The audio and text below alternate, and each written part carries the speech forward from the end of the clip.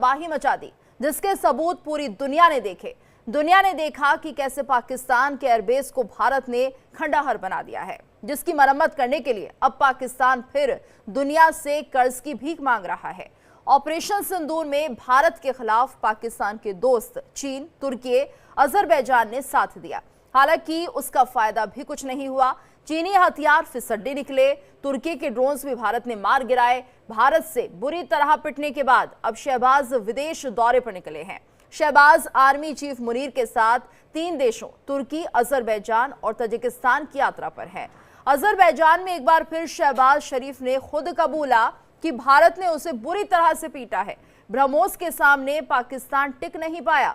शहबाज शरीफ ने कहा कि हम भारत पर हमला करने वाले थे, लेकिन उससे पहले ही भारत ने ब्रह्मोस दाग दी और हमारे कई एयरबेस तबाह कर दिए। आइए आपको सुनाते हैं शहबाज का कबूलनामा। 9th and 10th night we decided to respond in a measured fashion to Indian aggression, and we had decided that at 4:30 in the morning after Fajr prayers, Pakistan armed forces led very ably by our Field Marshal, Chief Army Staff sitting here, Sayyid Asim Munir, to teach a lesson to our enemy.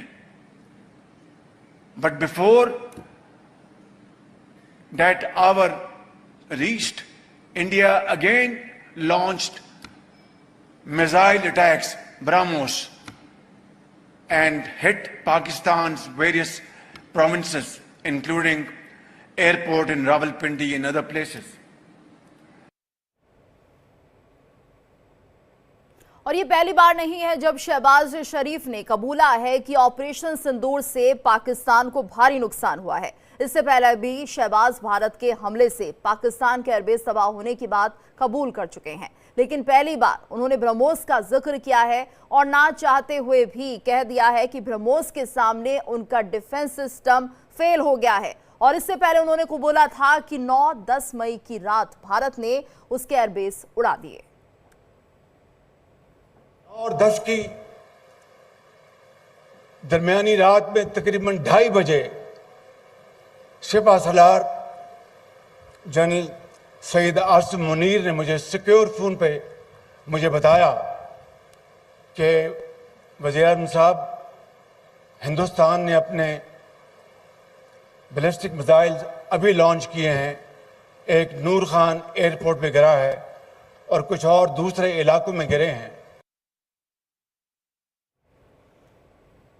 तो आतंकी ठिकाने मिट्टी में मिलने के बाद शहबाज शरीफ इतने ज्यादा परेशान हैं कि हर जगह जाकर अपना रोना रो रहे हैं, लेकिन अफसोस कोई उनके आंसू पोंछने को तैयार नहीं है।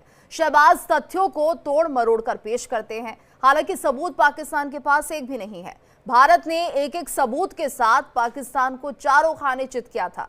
तुर्की में एक बार शहबाज ने ब्रह्मोस की ताकत का जिक्र करते हुए हमले की बात भी कबूल कर ली है। हालांकि ऐसा करते वो अपनी पीठ थपथपा रहे थे कि पाकिस्तान तैयार था, लेकिन नाकामी तो ये थी कि भारत ने घुसकर मारा और पाकिस्तान टाइम देखता रह गया।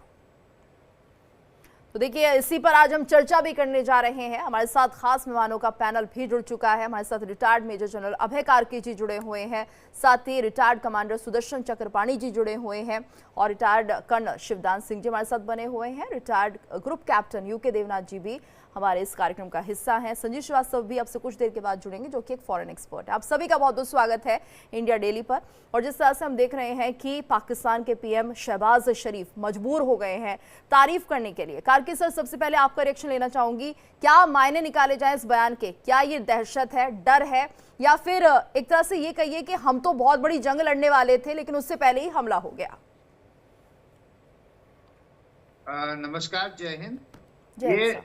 जो आज शहबाज शरीफ का स्टेटमेंट आया है और उससे पहले भी आया है, ये एक मैं कहूँगा शहबाज शरीफ एक बहुत ही अजीब सी परिस्थिति में अपने को पाते हैं, जहाँ पे पूरा लड़ाई का शुरू कराना, आतंकवादी हमला कराना और उसके बाद जब हिंदुस्तान अटैक करता है उसको नहीं रोक पाना और मार खाना, ये सब आर्मी करती है।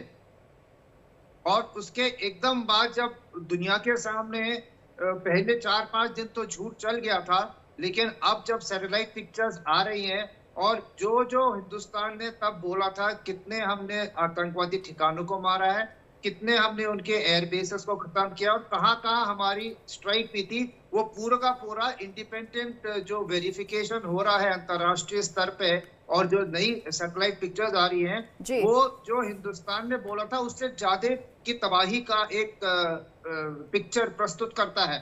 तो ऐसी हालत में वो निकले थे झूठ बोल के ये टूर पे जो शुरू किया था उन्होंने, चाइना, तुर्की, उसके बाद आते आते ईरान, और जब तो अजरबैजान तक पहुंचे हैं तब तक काफी सच दुनिया के सामने आ गया है। तो इस झूठ के साथ तो वो नहीं जा सकते थे कि हमने कुछ हमारा हुआ ही नहीं है, हमने तो पूरी इंडियन एयरफोर्स को नेस्त नाबूद कर दिया है, ये तो वो कह नहीं सकते थे। तो वो अब धीरे धीरे अपने जो वचन है उनको वापस खा रहे हैं, अपने शब्दों को वो उल्टा खा रहे हैं, क्योंकि जो झूठ बोली थी अब वो पर्दाफाश होना शुरू हो गया है। तो अब वो पूरे जो कांड किया था वो तो क्या था, आपकी वर्दी वाले ने जो बगल में बैठा है, और लेकिन उसके जो खामियाजा है उसकी अगर आपने मनाही करनी है या दुनिया को जग उजागर करना है, उसके लिए खड़ा हो जाता है शहबाज शरीफ। तो ये आर्मी पूरे गंदे काम करती है और पॉलिटिकल फेस को सामने कर देती है, और वो भी क्यों ना करे। 17 सीट लेके जो प्रधानमंत्री बने हैं जिस पार्टी को, उसको इतना तो थैंक यू बोलना ही पड़ेगा अपनी सेना को। तो इस चक्कर में इन्होंने ये बताया था, ये क्यों कह रहे हैं अब, क्योंकि पूरी दुनिया को पता लग गया है। लेकिन उस दिन हुआ क्या है वो सबको पता है, और मुनीर ने अपने को जल्दी जल्दी फील्ड मार्शल तो करा दिया है, लेकिन जो अटैक थे 7 की तारीख का जो हमारा हमला था सटीक था, दुनिया ने देखा है। 8 और 9 को ज्यादातर दोनों ने एक दूसरे पे ड्रोन वॉरफेयर किए, और जो ड्रोन्स भेज के टोहो भी ली, और हमने उनकी जो एयर डिफेंस थी उनको धीरे धीरे करके बर्बाद किया, जैसे लाहौर का HQ9 ये था। ये इसलिए क्या था कि आगे जाके जब हम अटैक करेंगे तो इसकी एयर डिफेंस को हम उतना कमजोर करते जाएं, और वही जब 9 की रात मिसाइल फतेह मिसाइल 1 और 2 फायर की, तो हिंदुस्तान ने बोला कि अब इनका मौका आ गया है। और जैसे वो बता ही रहे थे, हमें पता था कि 10 की रात को उन्होंने बोला था वो बुनियान मरूस जो उनकी ऑपरेशन था वो शुरू होने वाला है, जिसमें कि वो अपनी तरफ से पूरा एरियल वॉरफेयर को झोंक देंगे, हवाई जहाजों को झोंक देंगे, मिसाइलों को झोंक देंगे। तो वो जहां जहां से टेक ऑफ करना था और जहां जहां उनके हथियारों का जखीरा था, या उस समय, क्योंकि अगर 4 बजे वो बोल रहे था तो रात के 12-1 बजे तक सारे ऑफिसर्स, कंट्रोलर्स, ऑपरेटर्स, कोऑर्डिनेटर्स वो अपने अपने कमांड सेंटर के अंदर घुस गए थे। इसलिए आपने देखा हमने 2-3 उनके कमांड कंट्रोल सेंटर भी निकाले हैं। तो हमारी मार ऐसी थी कि उनके सोचने वाले और कंट्रोलर उनको भी पहले आने दिया। जैसे हमने पहली रात मस्जिद के अंदर जब लोग आ गए थे, सो गए थे, तब मारा था, जैसे भी ना हो। यहाँ भी हमने उनके जो ऑपरेटर्स थे, मिलिट्री पीपल थे जो कि हाईली ट्रेन थे, उनको अपनी अपनी कमांड पोस्ट में घुसने दिया, उनको खत्म कर दिया ऑपरेशन से 4 घंटे पहले। उनकी हवाई पट्टियों पे बिल्कुल सर, और ये रणनीति रही भारत की जो कि सफल भी हुई है, और एक बड़ा नुकसान पाकिस्तान को देखने को मिला। सुदर्शन सर, वाकई पूरी रणनीति स्ट्रैटेजी के साथ भारत ने कार्रवाई की। वहीं दूसरी तरफ शायद पाकिस्तान को ये लग रहा होगा कि इतने दिन बीत गए हैं, भारत चुप बैठा है, कुछ नहीं करेगा, और यहाँ पर भारत सरकार भी लगातार विपक्षियों के निशाने पर बनी रही। लेकिन एक बड़ा मेजर ऑपरेशन हुआ और एक बड़ा नुकसान पाकिस्तान को हुआ। खुद वहां के PM इस बात को कबूल कर रहे हैं। बिल्कुल गीतू जी, सबसे पहले जय हिंद, जय भारत। जय भारत। देखिए, जो कार्की जी ने कहा है बिल्कुल सही कहा है। उसी से एक कदम आगे बढ़ते हुए कितनी सटीक इंटेलिजेंस थी हमारी। देखिए, मैं बार बार कहता हूं, युद्ध जो है मल्टी डायमेंशनल चीज है। एक हिस्सा उसका है मिलिट्री, एक बहुत अहम हिस्सा होता है वो है इंटेलिजेंस। क्योंकि मिलिट्री तो मार सकती है, लेकिन इंटेलिजेंस अगर आपके पास नहीं है, कहां मारना है, कब मारना है, वो बहुत अहमियत रखती है। और ये चीज हमारी इंटेलिजेंस ने करके दिखाया है और साबित किया है। एक डायमेंशन ये थी। एक और डायमेंशन होती है पॉलिटिकल और डिप्लोमेटिक। यहां पे भी हम महारत हासिल कर रखी है। आप देख सकते हैं जहां जहां हमारी पार्लियामेंट्री डेलीगेशंस गई हैं, ज्वाइंट पार्टी डेलीगेशंस, वहां वहां उन्हें सफलता मिली है। यहां तक कि ऐसे कमेंट्स मिले हैं जो यहां हिंदुस्तान में ऑपोजिशन के अंदर आग लगा के रखी हुई है उन्होंने, चाहे वो असदुद्दीन ओवैसी हो, चाहे वो शशि थरूर हो, चाहे वो मनीष तिवारी हो, सब के सब ने ऐसे कमेंट्स किए हैं जो कि उन्होंने रखा है हिंदुस्तान को आगे। एक और बहुत अहम चीज है जो हमें पीछे से याद रखनी चाहिए। देखिए, मैंने कई बार कहा था कि चाइना जो है ये मदारी है, पाकिस्तान बंदर है, ठीक है। चाइना अब तक पीछे पीछे करता था और पीछे पीछे सब काम होते थे, चाइना कभी खुल के बाहर नहीं आया है। इस बार ऑपरेशन सिंदूर में चाइना को है ना डायरेक्ट भूमिका लेनी पड़ी, यहां तक कि आईएसआर डेटा उसने दिया, अपने सैटेलाइट्स को मोड़ा और MQ-9 MQ-16 को कंट्रोल करने के लिए उसने अपने है ना एक्सपर्ट्स भेजे। उसका जो टॉप क्लास एयरक्राफ्ट 4.5 जनरेशन हवाई जहाज कहते हैं वो J-10C नाकाम। दूसरा एक और उनका टॉप क्लास जिसको पाकिस्तान कहता है मेरा ये 10th जनरेशन है, लेकिन मेरे हिसाब से वो जंक फाइटर है, JF-17 जंक फाइटर 17, वो तो वैसे ही कोई काम नहीं आया। 8 आपने F-16 उड़ा दिए। इस सब करने के लिए जो हमने चाइना के चेहरे से जो नकाब निकाल दिया है वो एक बहुत अहम भूमिका करेगा आगे चल के जी।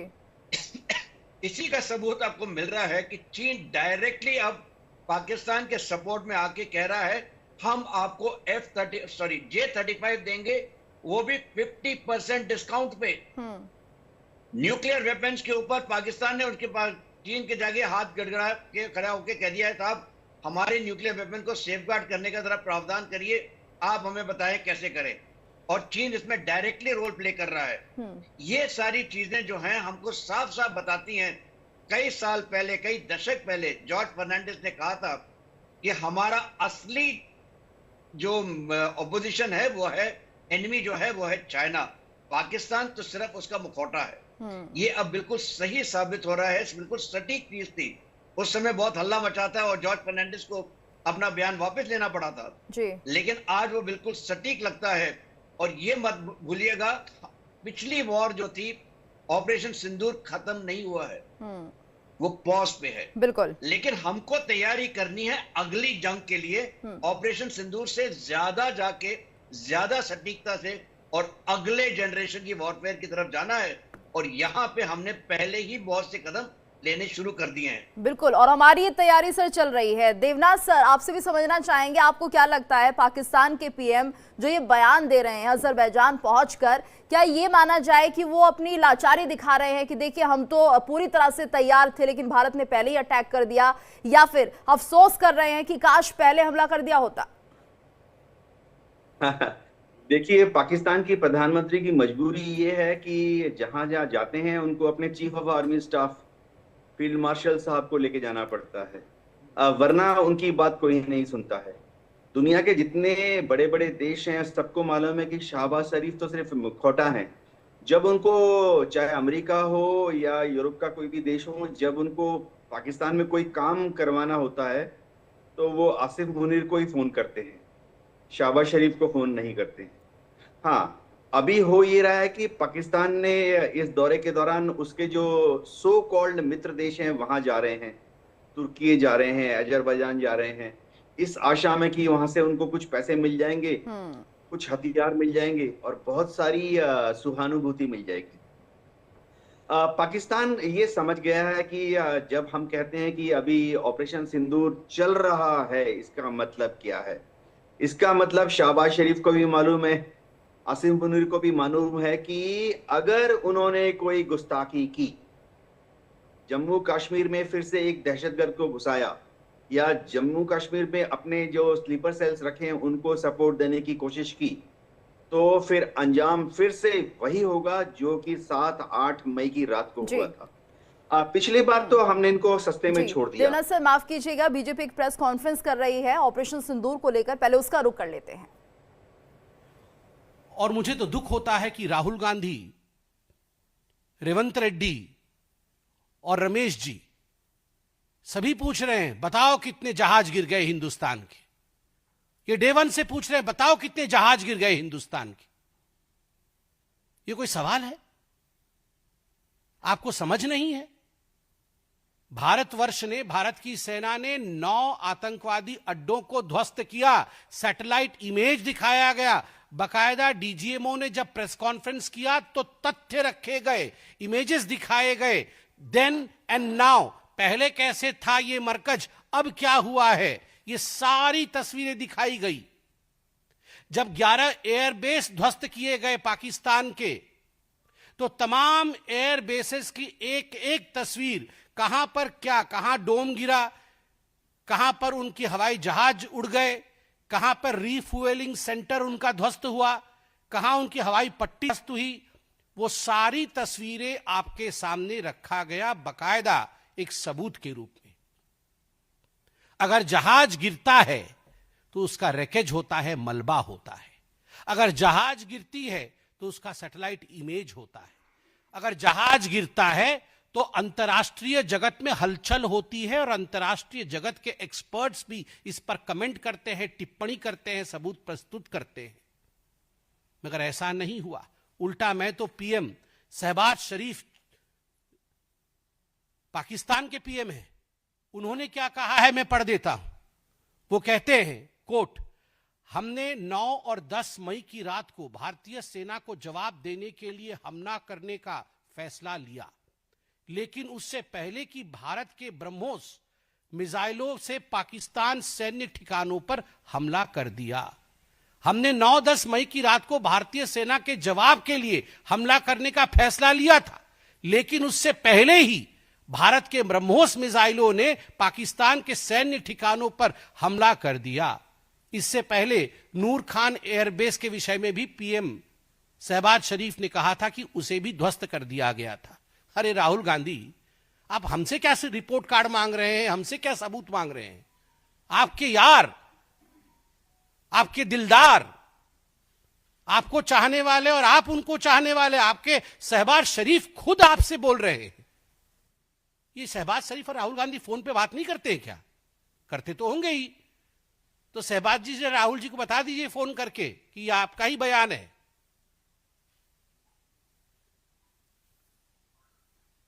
राहुल पूछो, और देखिए ये सिंक्रोनाइज्ड है, ये कोई कोइंसिडेंस नहीं है। आप याद करिए, डे वन से पहले तो इनके बड़े नेता आके कह रहे थे कि हमें युद्ध की आवश्यकता नहीं है, पाकिस्तान की बात मान लेनी चाहिए और पाकिस्तान को छोड़ देना चाहिए। और फिर दूसरी तरफ कह रहे थे कि हम भारत के साथ है, भारत की सरकार के साथ है। दूसरा, आप याद करिए, इंडस वैली जो ट्रीटी थी पानी की, इंडस वाटर ट्रीटी, उसको जब कैंसिल किया गया, कांग्रेस के बड़े नेता कह रहे थे कि यह तो ह्यूमैनिटेरियन विषय है, मानविकता के आधार से पाकिस्तान का पानी बंद नहीं करना चाहिए, यह उचित कदम नहीं है। और तो और सिद्धरमैया तो कह रहे थे कि वॉर एक अच्छी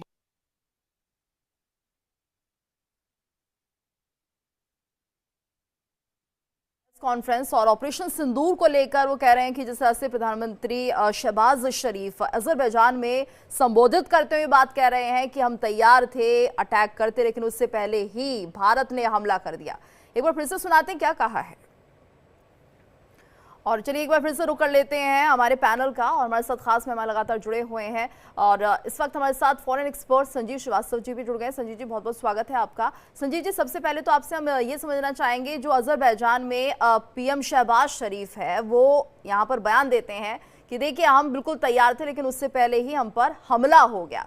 तो अगर हम अजरबैजान की बात करते हैं, क्या ये सही जगह थी जहां पर उन्होंने अपनी बात रखी है, और इसका क्या प्रभाव होगा? क्या मदद के लालच में, या यूं कहें कि एक तरह से अपनी लाचारी दिखाने के लिए, क्योंकि अब सभी चीजों को, इंफ्रास्ट्रक्चर को दुरुस्त करना है, जितना नुकसान किया है भारत ने, इसके लिए एक सहायता चाहिए, इसलिए रोना जरूरी है यहाँ पर?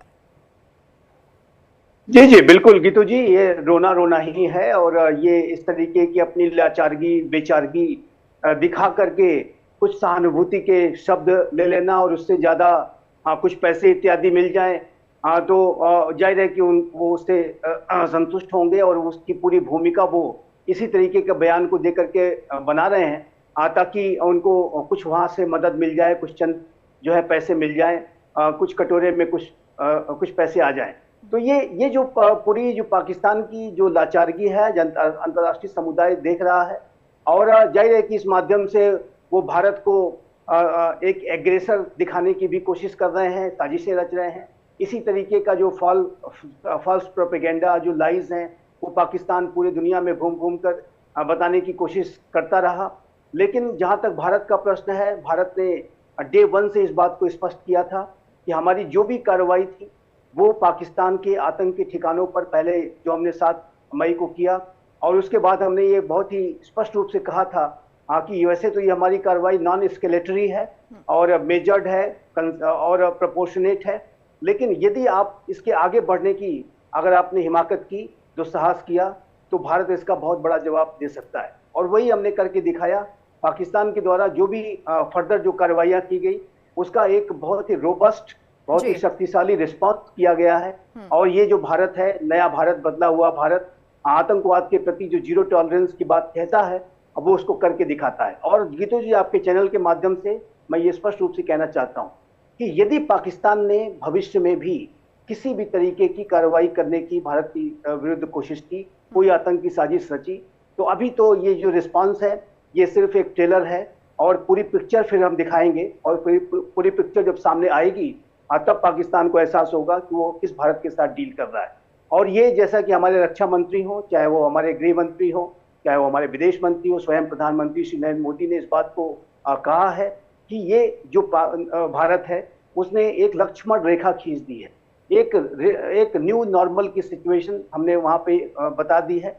और अब पाकिस्तान को के ऊपर निर्भर करता है कि पाकिस्तान उसे कितना उसको एडहियर करेगा। यदि पाकिस्तान ने उसको वायलेट करने की कोशिश की, तो जैसा कि मैंने कहा कि भारत का जो रिस्पांस है वो और अधिक शक्तिशाली होगा और अधिक बड़ा होगा।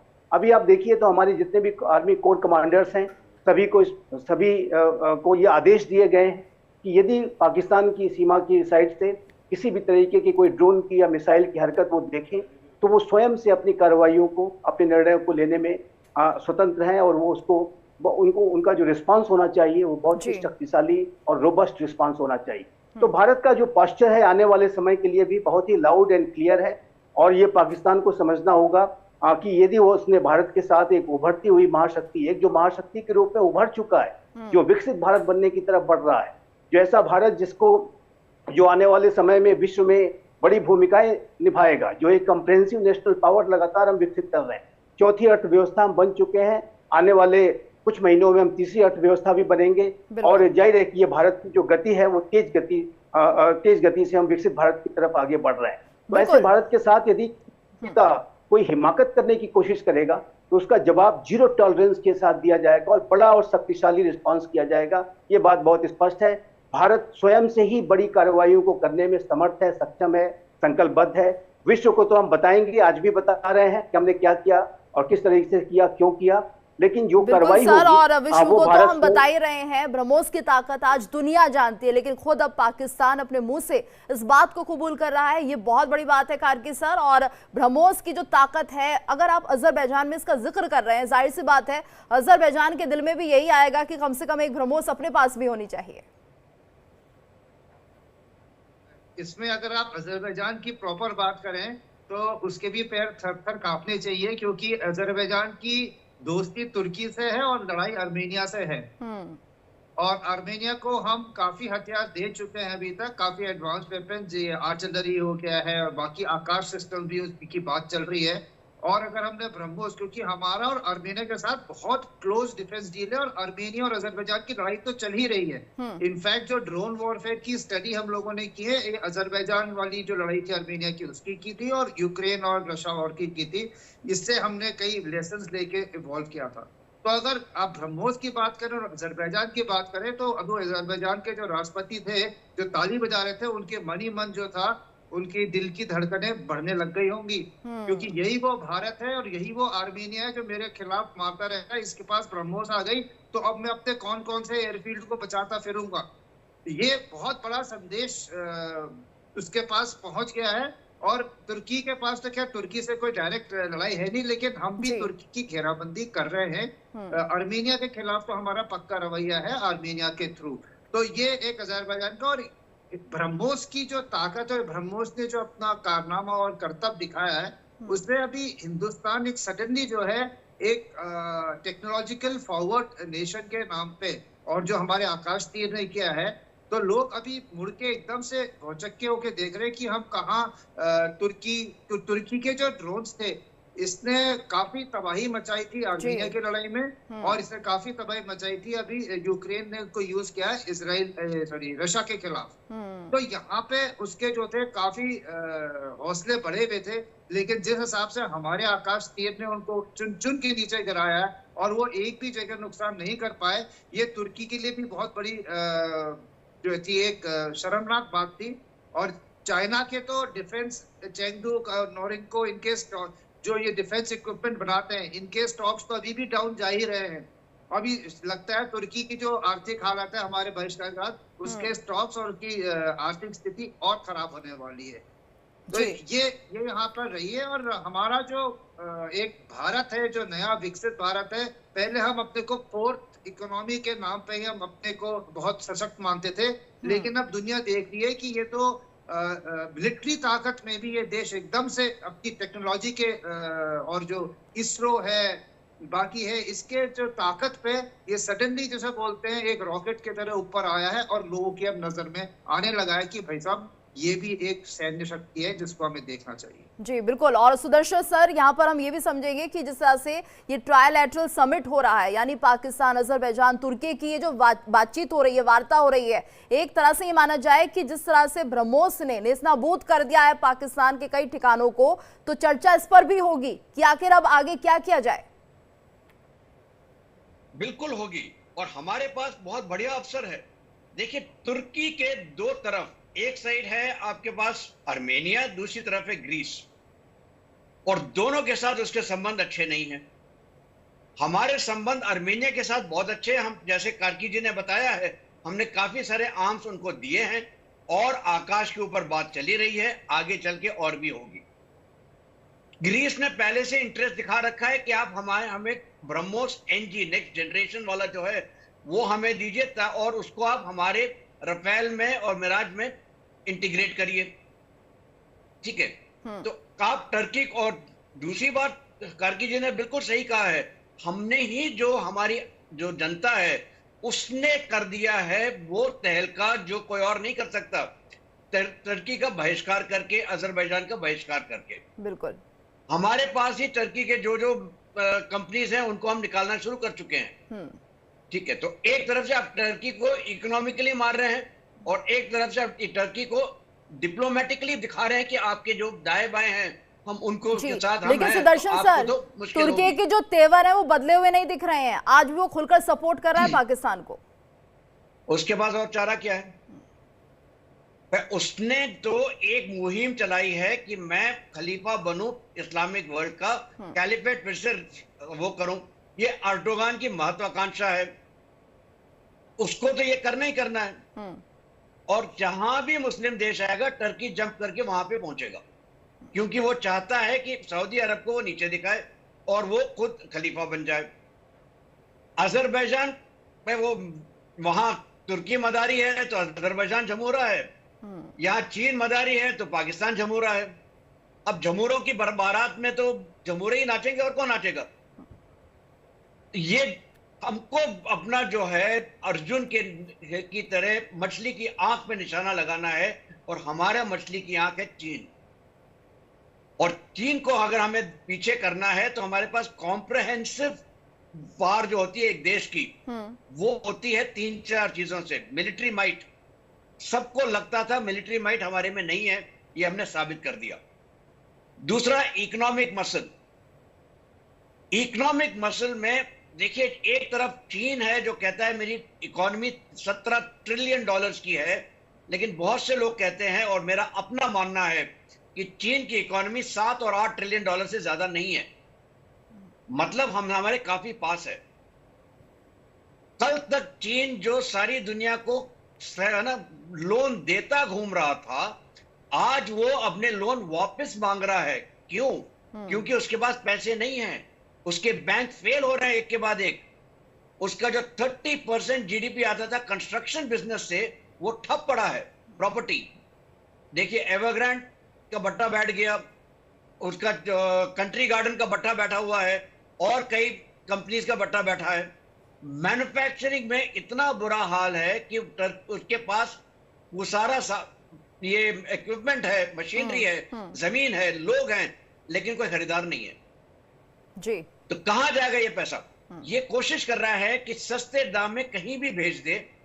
यूरोप में भेजना शुरू किया, यूरोप ने उसके ऊपर एक और नया प्रबंध ये डाल दिया है, टैरिफ तो नहीं कहेंगे, उनका जो भी सामान आएगा अगर European post and telegraph post office से जाएगा उसके ऊपर वो 100 यूरो का एक्स्ट्रा चार्ज लगा रहे हैं। तो अब उसका जो सस्ता माल था वो और महंगा हो गया। इंडिया में कोशिश कर रहा है डंपिंग के नाम पर डंपिंग करने के लिए, हम उसको आने नहीं दे रहे हैं जी। यूएसए उसका वो जा ही चुका है, ठीक है। तो अब आप देखिए उसने अपना, उसकी इकोनॉमी गिर रही है, आपकी इकोनॉमी बढ़ रही है। तो हमारा जो फासला है, जो सबको लगता था 14 ट्रिलियन डॉलर 12 ट्रिलियन डॉलर, मेरे हिसाब से 3-4 ट्रिलियन से ज्यादा नहीं है। और चीन के सामने सबसे बड़ी समस्या है उसकी आबादी।